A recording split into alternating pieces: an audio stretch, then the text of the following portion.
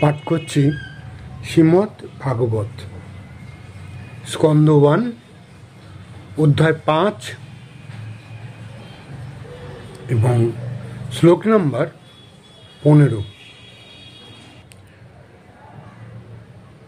এখানে শিল নারদমুনি মহাভারত আদি শাস্ত্রে বর্ণিত সকাম কর্মফল বিভিন্ন বৈদিক সাহিত্য রচনা করার জন্য শিল ব্যাসদেবকে তিরস্কার করেছেন। জন্মজন্মান্তরে জড় জাগতিক আসক্তির প্রভাবে মানুষ স্বাভাবিকভাবেই জড়জগৎকে ভোগ করার অভিলাষী। মানব জীবনের যথার্থ উদ্দেশ্য সম্বন্ধে তারা সচেতন নয়।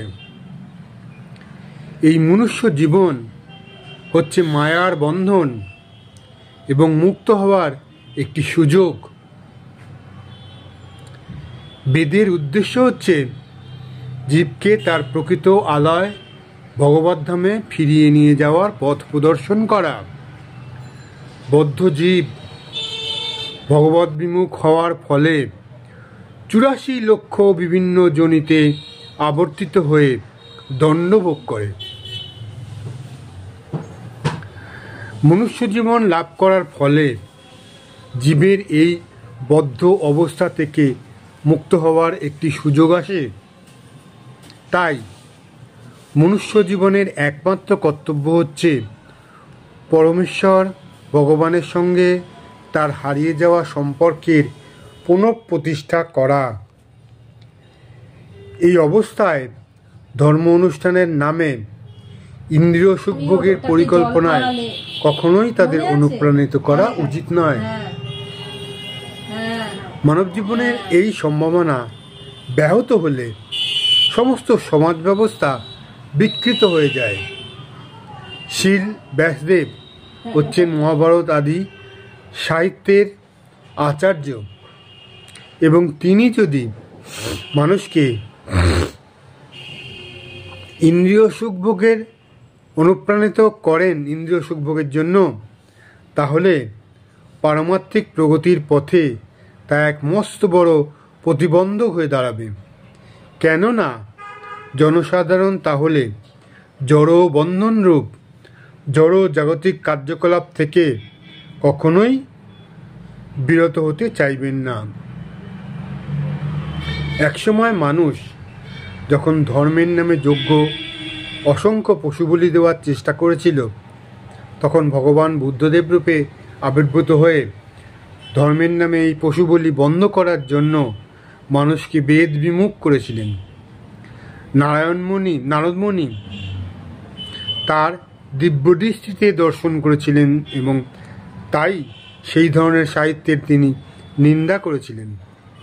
মাংসাহারী মানুষেরা এখনও ধর্মের নামে বিভিন্ন দেবদেবীর কাছে পশু বলি দেয়। কেননা কোনো কোনো বৈদিক সাহিত্যে বিধিবদ্ধভাবে পশু বলি দেওয়ার নির্দেশ হয়েছে। এই সমস্ত নির্দেশের মুখ্য উদ্দেশ্য হচ্ছে মাংস আহার থেকে মানুষকে নিবৃত্ত করা। কিন্তু কালক্রমে সেই উদ্দেশ্যের কথা মানুষ বিস্তৃত হয়েছে এবং তাই আজ সারা পৃথিবী জুড়ে অসংখ্য কসাইখানা গড়ে উঠেছে। তার কারণ হচ্ছে জড়বাদী মূর্খ মানুষেরা বৈদিক বিধি বিশ্লেষণে সক্ষম মানুষদের কথা শুনতে চায় না। বেদে স্পষ্টভাবে বলা হয়েছে যে প্রচণ্ড কর্ম করা অথবা অপর্যাপ্ত অর্থ সংগ্রহ করা অথবা প্রজাবৃদ্ধি করা মানব জীবনের উদ্দেশ্য নয়। মানব জীবনের উদ্দেশ্য হচ্ছে জড় আসক্তি রহিত হওয়া। জড়বাদী মানুষেরা এই সমস্ত নির্দেশ শুনতে চায় না। তাদের মতে যে সমস্ত মানুষ তাদের জীবন ধারণের জন্য অর্থ উপার্জনে অক্ষম অথবা যে সমস্ত মানুষ সাংসারিক জীবনে উন্নতি লাভ করতে পারেননি, তথাকথিত সন্ন্যাস জীবন তাদেরই জন্য। মহাভারতের মতো ঐতিহাসিক গ্রন্থে অবশ্য নানা রকম জড় বিষয়ের সাথে পারমাত্মিক বিষয়েরও আলোচনা করা হয়েছে। মহাভারতে ভগবদ্গীতা রয়েছে। সম্পূর্ণ মহাভারতের মুখ্য মূল উদ্দেশ্য হচ্ছে ভগবদ্গীতার চরম নির্দেশ। সর্বধর্মং পরিত্যাজ্য মামেকম শরণম ব্রজ, অর্থাৎ অন্য সব রকম ধর্ম পরিত্যাগ করে কেবল ভগবানের শরণাগতি করাই হচ্ছে জীবনের একমাত্র উদ্দেশ্য। কিন্তু বিষয়াসক্ত মানুষেরা মহাভারতের এই মূল বিষয় ভগবদ্গীতার থেকে রাজনীতি, অর্থনীতি এবং জনসেবার প্রতি অধিক আকৃষ্ট।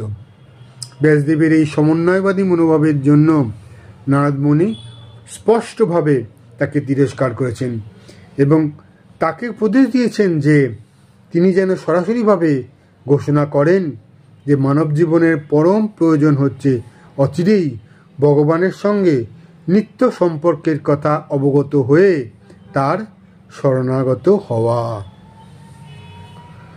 ওম নমো ভগবতে বাসুদেবায়। ওম নমো ভগবতে বাসুদেবায়। ওম নমো ভগবতে বাসুদেবায়।